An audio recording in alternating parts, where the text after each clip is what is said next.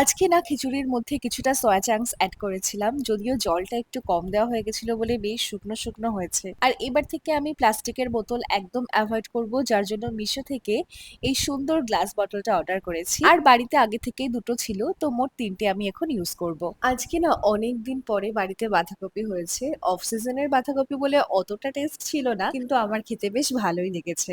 আর তার সাথে ছিল সর্ষে দিয়ে ইলিশ মাছের ঝাল। আজকে লাঞ্চটা তো খুবই সুন্দর ছিল। আর তোমরা আগের দিনের ভ্লগে আমাকে জিজ্ঞাসা করেছো যে এই টেবিলটার প্রাইস কত পড়েছে। তো আমি আগের দিনের ভিডিওতে কিন্তু প্রোডাক্টটা ট্যাগ করেও দিয়েছিলাম। যারা দেখতে পারোনি তাদের জন্য আমি প্রাইসটা এখানে আরেকবার বলে দিচ্ছি। আমাদের ডাইনিং টেবিলের চেয়ারগুলোতে না অলরেডি গদি ফিট করা ছিল, যেটা একেবারেই রিমুভেবল নয়। সেই জন্য যাতে গদিটা নোংরা না হয়ে যায় তার জন্য আমরা কভার খুঁজছিলাম। আর মিশোতে অনেক ঘেটে আমার এই জাস্ট একটা মাত্র প্রিন্টই পছন্দ হয়, তো সেটাই অর্ডার করে ফেলি। আর এটা পরানো তো খুবই ইজি, ভিডিওতে দেখলে তোমরা বুঝেই যাবে কতটা এফর্টলেস এটা। আর দেখতেও বেশ ভালোই লাগছে। আজকের ভ্লগটা তাহলে এখানেই এন্ড করছি। খুব ভালো থেকো তোমরা।